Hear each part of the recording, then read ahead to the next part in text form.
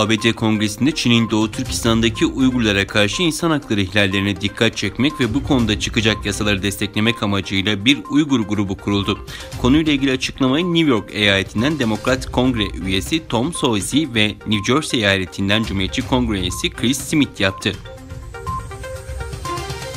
Çin'in Nanjing kentinde bu ay ortaya çıkan Covid vakaları kentin 5 bölgesine ve başkent Pekin dahil 13 kente yayıldı. Japonya ise hızla artan vaka sayıları nedeniyle başkent Tokyo'daki olağanüstü hal uygulamasını uzatma ve Osaka dahil diğer bazı bölgeleri de dahil etme kararı aldı. Hong Kong'da bir alışveriş merkezinde 2020 Tokyo Olimpiyatlarını izleyenler arasında Çin marşının yuhlanması üzerine polis soruşturma başlattı. BBC'nin haberine göre kalabalıkta çekilen bir videoda Tokyo Olimpiyatlarında Çin marşının çalındığı esnada izleyiciler arasında bazılarının marşla yuhlayarak alay ettiği, bazılarının ise "Biz Hong Kong'uz" sloganları attığı kaydedildi.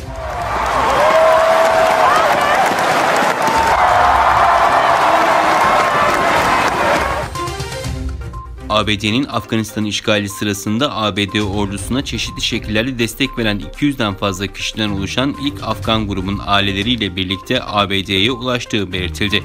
Beyaz Saray'dan yapılan açıklamaya göre 72'si çocuk, 221 Afganlı özel vize programı çerçevesinde güvenlik taramaları tamamlanarak ticari uçakla Washington DC'ye getirildi. Kayseri'de Sarımsaklı Barajı Gölü'nde kaybolan ikisi kız çocuğu 3 Uygur Türk'ün arama çalışmaları sürüyor. Aileleriyle Melikgazi ilçesindeki Sarımsaklı Barajı kıyısına pikniğe giden 2 kız çocuğu girdikleri baraj gölünde gözden kayboldu. Çocukların yakını bir kadın da kurtarmak amacıyla girdiği gölde kaybolunca diğer aile bireyleri 112 acil çağrı merkezinden yardım istedi. Azerbaycan Olağanüstü Haller Bakanlığı'na bağlı ekiplerin ilk grubu orman yangınlarıyla mücadeleye destek için Türkiye'ye hareket etti. Azerbaycanlı yetkililer Cumhurbaşkanı İlham Aliyev'in talimatı üzerine Türkiye'ye 500'den fazla personel, helikopterler ve ilgili malzemeler göndereceklerini belirtti. Kazakistan'da reklam ihlalleri gerekçesiyle yasaklanan sosyal paylaşım platformu LinkedIn'in yeniden erişime açıldığı duyuruldu.